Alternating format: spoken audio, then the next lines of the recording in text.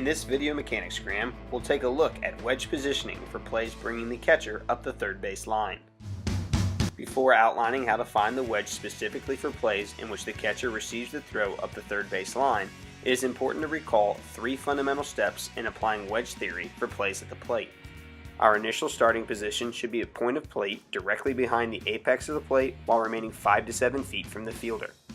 Secondly, as the fielder moves to field the throw, the umpire should move in the same direction on a parallel plane as the fielder. While adjusting with the fielder on this parallel plane, the umpire must maintain a distance of 5 to 7 feet from the catcher and stay on the plate side hip of the fielder as he receives the throw.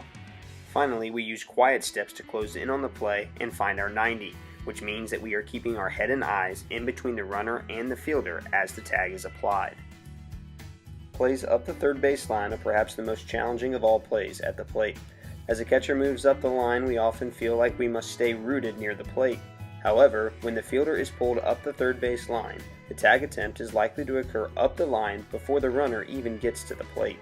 Therefore, we cannot be concerned with the location of the plate as a line of demarcation, but rather, we must be concerned with achieving the best positioning possible using the wedge, both at the time and location of the tag attempt.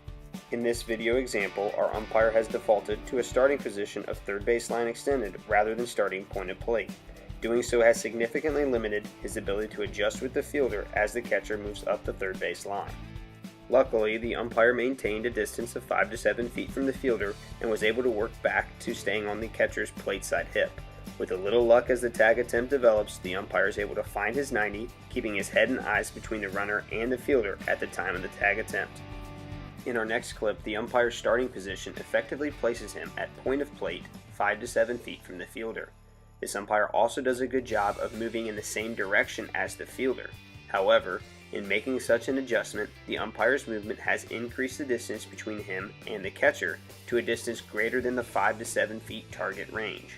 This limits his angle gained in a one-step adjustment as he prepares to find his 90 at the time of the tag attempt. Plays up the third base line can be so challenging because umpires often confuse which hip is considered to be the plate side hip of the catcher. With the catcher receiving the throw in foul territory up the third base line, he will likely have to bring the tag back towards the foul line, requiring the umpire to adjust the catcher's right hip, not the left hip, as illustrated in this clip. Doing so would place the umpire closer to the back inside corner of the right-hander's batter's box. Notice this umpire gets outside of the catcher's left hip and outside of the runner's path to the plate. This movement prevents him from keeping his head and eyes between the runner and the fielder as the tag is applied. And as this camera angle illustrates, the umpire should have adjusted to a position near the back inside corner of the right-hander's batter's box to keep his head and eyes between the runner and the fielder. In the last example, notice the umpire has again defaulted to a predetermined starting position of third base line extended rather than assuming point of plate. Note that this significantly limits the umpire's ability to effectively reposition and adjust with the fielder as the play develops.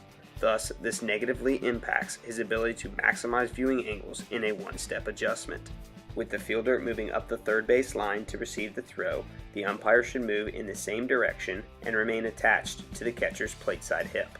As the catcher attempts to tag the runner, it is likely the tag attempt will be applied in foul territory, now off the catcher's left hip. Had the umpire started at point of plate and adjusted with the fielder accordingly, his position to get his 90 would likely be not too far from his initial starting position of point of plate.